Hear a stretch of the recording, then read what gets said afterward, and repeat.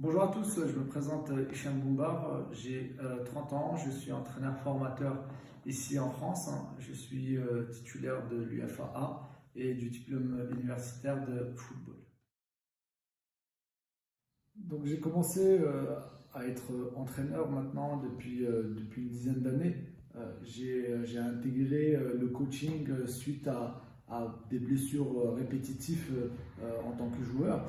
Et en fait, du coup, j'ai toujours voulu, entre guillemets, transmettre un petit peu ma modeste expérience et surtout mon savoir-faire au niveau des jeunes. Et c'est ce que j'ai fait en fait en allant passer mes diplômes auprès de la Fédération française de football. Et maintenant, ici en tout cas, pour l'expérience que j'ai pu avoir, c'est deux clubs de fait ici en France et beaucoup de stages d'immersion au sein de clubs professionnels depuis quelques années maintenant. Donc concernant les clubs auxquels je suis passé, j'ai commencé à entraîner au club de CS Mainvilliers. C'est un club qui se situe à Chartres, exactement près de Paris. C'est un club formateur qui est réputé pour la qualité de formation. J'occupais à l'époque un poste de directeur technique, donc je chapeautais tout le pôle jeune. Et puis par la suite, j'ai intégré le club de Chartres Horizon, qui était la référence de la formation dans la région centre, euh, réputé pour la qualité de sa formation. C'était un club qui était en partenariat avec le club professionnel de Lorient. Suite à ça, il y a eu une fusion entre deux clubs, donc le FC Chartres et Chartres Horizon, donc, qui est devenu le C Chartres. Et puis j'ai continué mon aventure au C Chartres Football. Puis je suis reparti cette saison au club de CS Mainvilliers où j'ai occupé un poste d'entraîneur sur l'équipe U17. Et puis là, fin de saison, donc je suis en discussion avec d'autres clubs. Par rapport à maintenant à tout ce que j'ai fait depuis des années, j'étais aussi intervenant auprès du district d'Eure-et-Loir sur les détections, sur les rassemblements des jeunes, etc. Et puis j'ai aussi effectué, comme j'ai pu l'évoquer tout à l'heure, beaucoup de stages d'immersion au de clubs professionnels. Récemment trois avec le directeur du centre de formation, et puis Valenciennes et plein d'autres clubs. Concernant l'Algérie, effectivement, oui, j'ai reçu plusieurs contacts avec certains clubs à l'époque, et puis là récemment, enfin sur cette saison 2019-2020, je devais intégrer un club en Algérie pour développer un centre de formation. Enfin, le projet de l'ouverture d'un centre de formation. Et puis, lorsqu'on avait entamé les conditions de travail, etc., c'était quelque chose voilà, auquel on n'était pas d'accord. Voilà, on avait stoppé les discussions et puis voilà. Maintenant, l'Algérie, pour vous en parler un petit peu, c'est un pays qui donne envie de venir travailler parce qu'en termes de qualité de joueurs intrinsèques, etc., en termes de la place du football qu'occupe le football, en tout cas dans la société, c'est quelque chose d'extraordinaire. N'importe quel passionné du football voudra, en tout cas, ou voudrait venir travailler dans ce pays. C'est le cas pour moi. Maintenant, après, les conditions de travail, etc., c'est des choses qui laissent à désirer.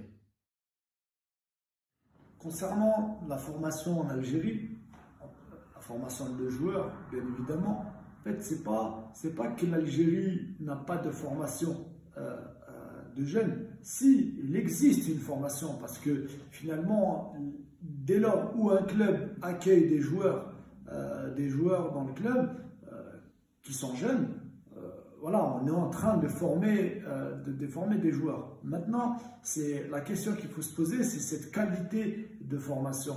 C'est la politique de formation. Ça, c'est une réelle question qu'il faut se poser. Parce que finalement, vous avez abordé le sujet du Paradou. Oui, il y a une réelle qualité de formation de leur part. D'ailleurs, on voit aujourd'hui les joueurs qui intègrent l'équipe nationale A et les joueurs qui sont exportés en Europe, ce sont des joueurs issus principalement de la formation du Paradou.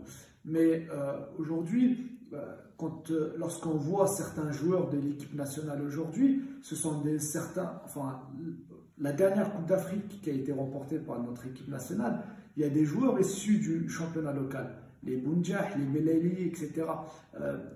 Effectivement, il y a de la qualité de joueurs. Maintenant, là où je me pose des questions, c'est cette politique de certains clubs, de l'approche qu'on a vers la formation. La formation nécessite un projet, la formation nécessite du temps, un cycle de travail.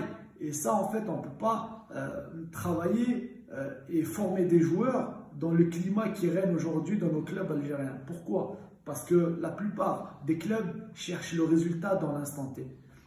On ramène un entraîneur, on lui donne 2-3 matchs, il a du résultat, tant mieux, il continue sur les 2-3 prochains.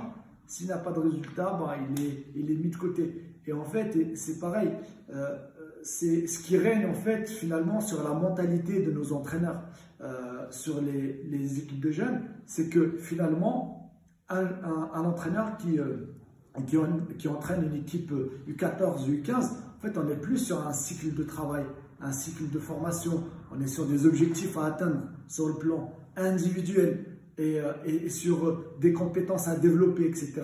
Non, en fait, on va être sur un projet d'équipe. Donc, on a des joueurs qui ont 14 ans, 15 ans, il est sur une catégorie 14 ou 15, et puis finalement, on va chercher à aller gagner le championnat et aller jouer le haut du tableau, jouer la Coupe d'Algérie, etc. pour avoir ce résultat-là, le score, c'est-à-dire gagner des matchs. Et puis, dans quelle manière on gagne des matchs? Finalement, on ne sait pas, parce qu'on va chercher en fait à vraiment travailler sur le plan collectif, et puis sur le plan individuel, pas forcément.